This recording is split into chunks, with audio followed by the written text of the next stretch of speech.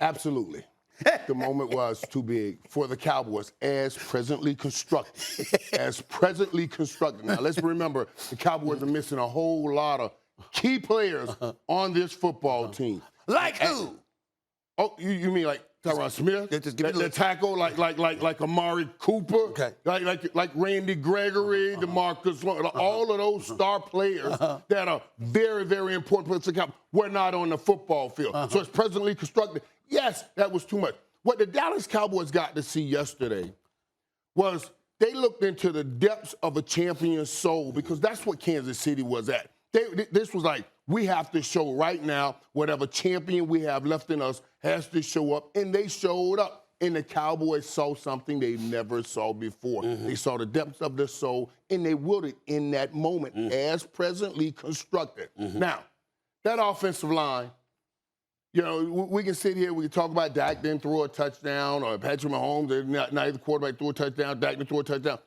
That offensive line didn't give them time to throw anything, to do anything, because the Chiefs and that noise was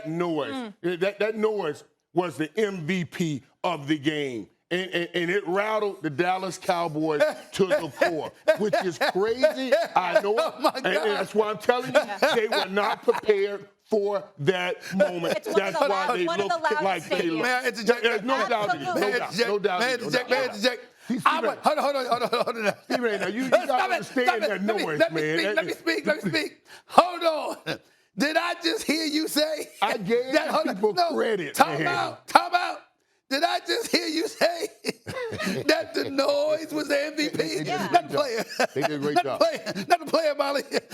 Not somebody in the Kansas City Chiefs. Not Jones, who had 3.5 sacks. I mean, not playing like a monster. Not him. Oh, no.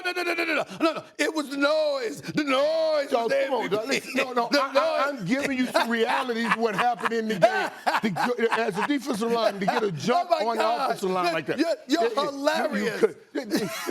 I'm giving you the reality of what happened in that game. Okay. Now.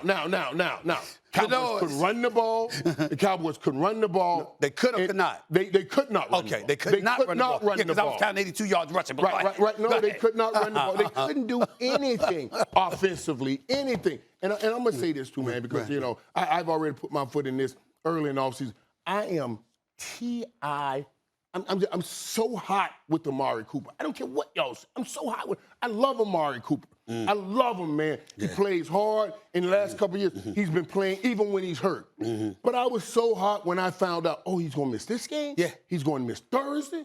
All because he's not vaccinated. That's right. And we need him. I don't want to hear this noise about, well, the next man step up. Cedric Wilson made $2 million. Noah Brown makes him $1 million.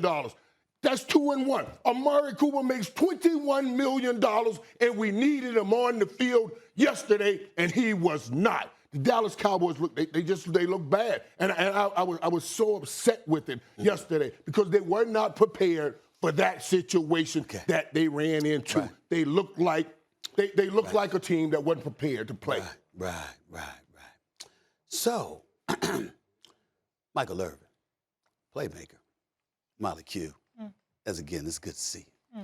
You know, how many times do I have to tell y'all, just wait, just be patient, it's coming. So let's count the ways. So we listen, we got the injuries, you know, DeMarcus Lawrence injured, Randy Gregory, legitimate knee injury, Tyron Smith, legitimate ankle injury and stuff like that. We get it. La'el Collins was suspended 5 games early in the season. Why? Because he's trying to bribe a test. He's trying to bribe one of the people to give drug tests and stuff like that. I mean, you can't make this up. Those were the allegations. You understand? Listen, that he was trying to. What I'm trying to listen to what I'm saying. It has everything to do with it because you just pointed out Amari Cooper. What is Amari Cooper doing? We got the NFL. My brother, Michael Irvin, the playmaker, 3-time Super Bowl champion, Hall of Famer. You know, incredible contributor to First Take. NFL Network can't leave that out.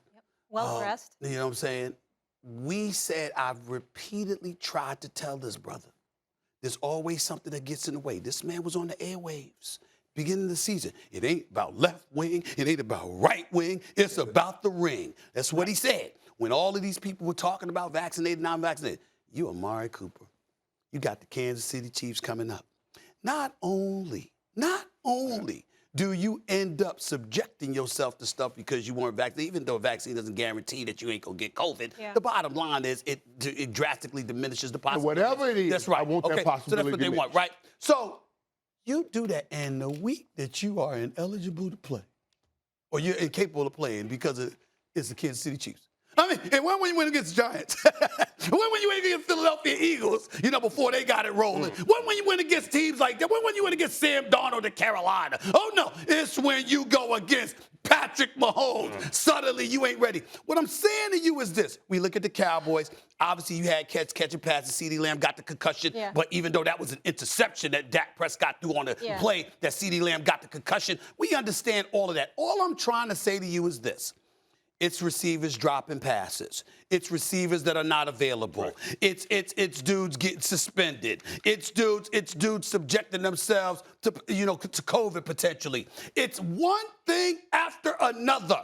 I keep telling y'all, and this is the last thing I'm going to say about it. I keep telling y'all, just wait.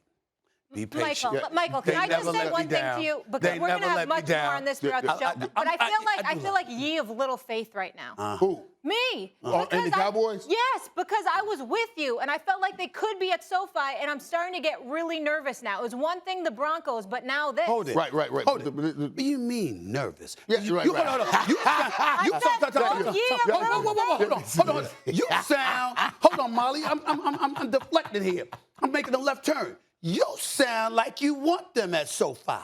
That's what it just sounded like to me. I absolutely would love to see them at SoFi. Right. Because it would ruin your life. Right. What's wrong with that? Thanks for watching ESPN on YouTube. For live streaming, sports, and premium content, subscribe to ESPN+.